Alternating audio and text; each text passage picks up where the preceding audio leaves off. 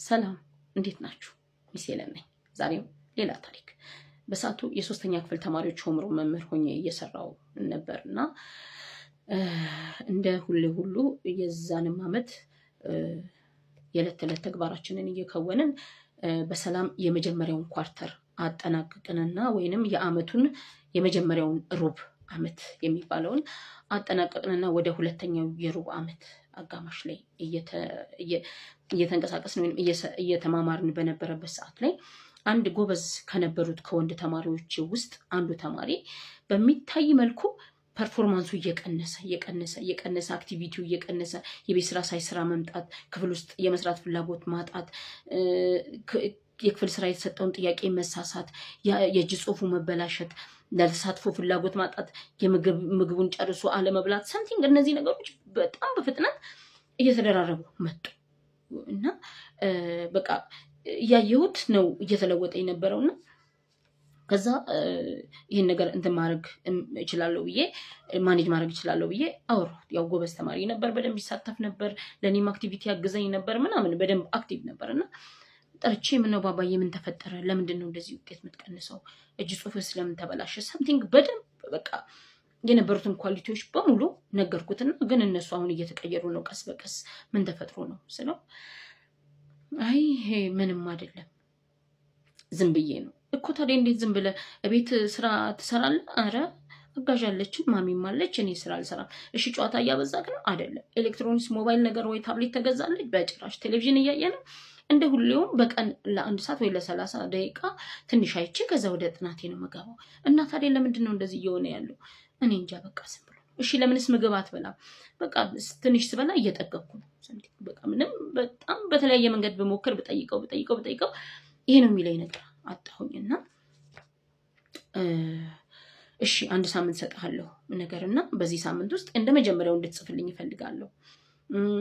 ሳስተምረን በደንብ ስማኝ፣ የክፍል ስራውን በትክክል ስራልኝ። አንተ ኤክስ ስታመጣ ማየት አልፈልግም፣ ምክንያቱም አንተ በጣም ጎበዝ ተማሪነት ትችላለህ ሰምቲንግ ምናምን አልኩት።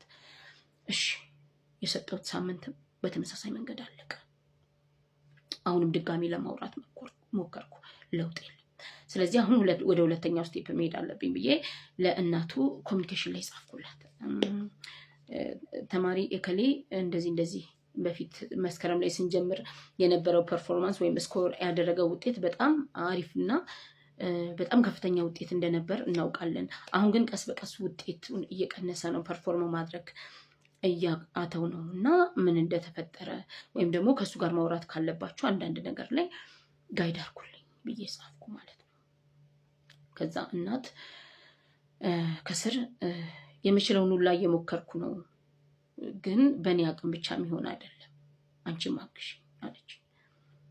እሺ መልካም፣ እኔ በምን መንገድ ነው ላግዛት የምችለውና ይህንን አንቺም አግዢኝ የሚለውን ተንሳይ ደውዬ ላወራት ፈልጌ ከዛ ኮሚኒኬሽን ላይ የእሷን ስልክ ወስጄ ደወልኩላትና እንደዚህ ስልሽ ይሄን አልሽኝና በምን አንገድ ነው እንዳገዝሽ? እኔ እንደ መምህር አብሮኝ ባለበት ሰዓት በሙሉ የቻልኩትን በሙሉ እያደረግኩ ነው፣ ግን ጊዜውን ላሰጥቼው ነበር። መለወጥ ሲያቅተው ነው ወይም ደግሞ እንደምፈልገው መሆን ስላልቻለልኝ ነው ወደ አንቺ የጻፍኩት ነገር ምናምን አልኳትና ምናልባት እኔ አንድ ነገር አለ የተለወጠ። መጀመሪያ ስትጀምሩ መስከረም ላይ አካባቢ ከአባቱ ጋር ያው ሙሉ ለሙሉ ሰላም ባንሆንም ቤት ውስጥ ነበር። ከዛ በኋላ ግን የፍርድ ቤት ውሳኔው አለቀና እሱ ከቤት ወጥቷል እና እኔ ከሁለት ልጆቼ ጋር ነው የምኖረው። ምናልባት እሱም ተጽዕኖ ሊኖረው ይችላል አለች። አዎ ከዚህ በላይ ምንም ልጆችን ዲስአፖይንት የሚያደርጋቸው ነገር የለም። ከወላጅ መለያየት በላይ ከሁለት አንዳቸውን አጥቶ ከማደግ በላይ እስፔሻሊ በሰላማዊ መንገድ ባልሆነ መንገድ እነሱ ልጆቹ እያወቁ በጸብ በጭቅጭቅ በፍርድ ቤት ተካሰው እንደተለያዩ ማወቃቸው ልጆች ያንን ችግር ማኔጅ ማድረግ ስለማይችሉ አቅማቸው ያንን ስለማይፈቅድ ወደ ውስጥ ነው ራሳቸውን እያብከነከኑ የሚጎዱት ያለውና ኦኬ እንደዚህ የተፈጠረው መች ነው አልኳት። እንደዚህ ወር አካባቢ ላይ ነው። ስለዚህ ያ ማለት ኦልሬዲ እኛ የፈርስት ኳርተርን ፋይናል የምንፈተንበት አካባቢ ላይ ነበር። ኦልሬዲ በነበረው ፐርፎርማንስ ፐርፎርም አድርጎ ጨርሰናል። ለካ ሰከንድ ኳርተር ላይ ወይም የአመቱ ሁለተኛው ሩብ አመት አጋማሽ የሚባለው ላይ ነው ይሄንን በቃ ራዲካል ለውጥ ነው ቁልቁል ነው ባንዴ የተሽቆለቆለብኝና ለካ ዳስ ዋይ ስለዚህ ይሄንን አክሴፕት እንዲያደርግ ማውራት አለብኝ ነገር አልኳት። እሺ አውሪው አለች። ከዛ እናቱን ከሸኘው በኋላ በሚቀጥለው ቀን ከሱ ጋር ስፖርት ሲወጡ እኔ እናንተ እናውራና ስፖርት ተጫወታለህ ነገር ብዬው ይዤው ስታፍ ቁጭ አልኩና ማሚ እንደዚህ ያለችኝ ዳዲ ቤት እንደሌለ ምናምን አልኩት ማለት ነው።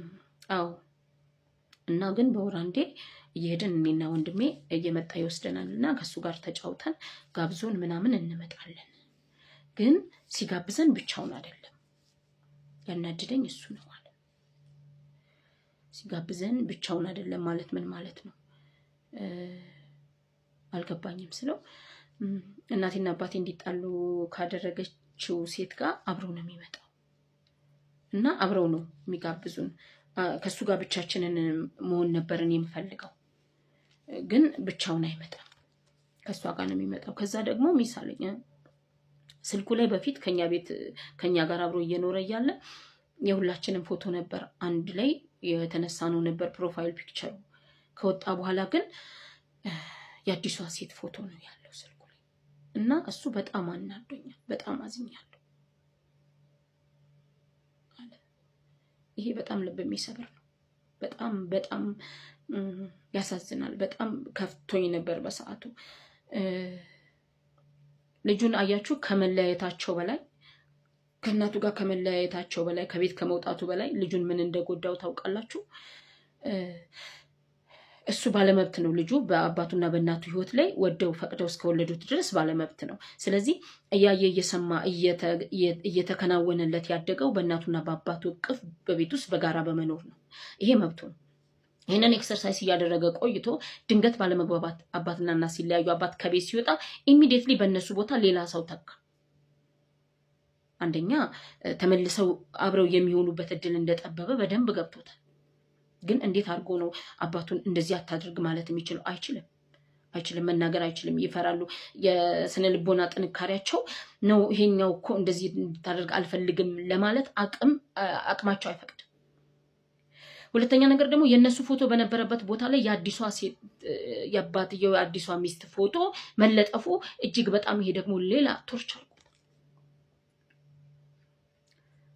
እና በጣም ነበር ያዘንኩት። በቃ እንዴት እንደማወራ አላውቅም። አንዳንዴ የሆነ ግንኙነት ውስጥ ወይም የሆነ ትዳር ውስጥ ገብተን ልጆች ከወለድን በኋላ ልክ ላጤ እንደነበርን ወይንም ጎረምሳ እንደነበርንበት ጊዜ በህይወታችን ውስጥ የፈለግነውን ነገር የማድረግ መብት የለንም። ኦልሬዲ ራሳችን ወደን ፈቅደን አምጥተናቸዋል። ግን እነሱ በሚገባቸው መንገድ እንኳን ማሳደግ ባንችል ቢያንስ የሚያዩትንና የሚሰሙትን ነገር ልንጠነቀቅላቸው ግዴታ አለብን። በምንም አይነት አለመግባባት ሆኖ ልጆች ከወለዳችሁ በኋላ ከትዳራችሁ ስትፋቱ ኢሚዲየት እናንተ ስለፈለጋችሁ፣ እናንተ ስለተመቻችሁ፣ እናንተ ስለወደዳችሁ ብቻ ዘላችሁ ሌላ ግንኙነቱ ስትገቡ ብትችሉ ግንኙነቱ አትግቡ ወይም ደግሞ ብቻችሁን ቆማችሁ ቁሩ። እንደዚህ ለማለት ድፍረቱ ሞራሉ እንትኑም የለኝም መብቱም የለኝም። ግን እንኳን ግንኙነቱ ብትገቡ እንኳን ከልጆቻችሁ ሚስጥር አድርጉ። እነሱ አይወቁ፣ እነሱ አይስሙ፣ እነሱ አይዩ። ምክንያቱም እነሱ በስነ ልቦና ተዘጋጅተው ኦኬ በዚህ ሰዓት እስከዚህ ድረስ ብቻውን መኖር ስለከበደው ነው፣ እስከዚህ ድረስ ብቻውን መሆን ስለከበዳት ነው ብለው አክሴፕት እስከሚያደርጉ ድረስ የነሱን ኢሞሽን የመጠበቅ ግዴታ አለባችሁ። ከዚህኛዋ ሴት ጋር ስላልተመቻቻችሁ፣ ስላልተዋደዳችሁ፣ በሰላማዊ መንገድ ኑሯችሁ መምራት ሲያቀታችሁ ከዚህኛው ኑሮ ዘላችሁ ስትወጡ እዛኛው ኑሮ ውስጥ ሌላ ኑሮ ስትመሰርቱ ልጆቻችሁን ግን ኢሚዲየት ያንን ነገር እንዲጋፈጡ የማድረግ መብት የላችሁ። እነሱ የሚያውቁት የነሱ ብቻ እንደሆናችሁ ነው። አይ ለካ አንድ ሰው የሌላም ሰው ቤተሰብ መሆን ይችላል የሚለውን አምነው እስከሚቀበሉ እድሜያቸው እስከሚፈቅድ ድረስ በተቻለ መጠን ልጆቻችንን ሞራላቸውን ብንጠብቅ የተሻለ ነው። ወዳችሁ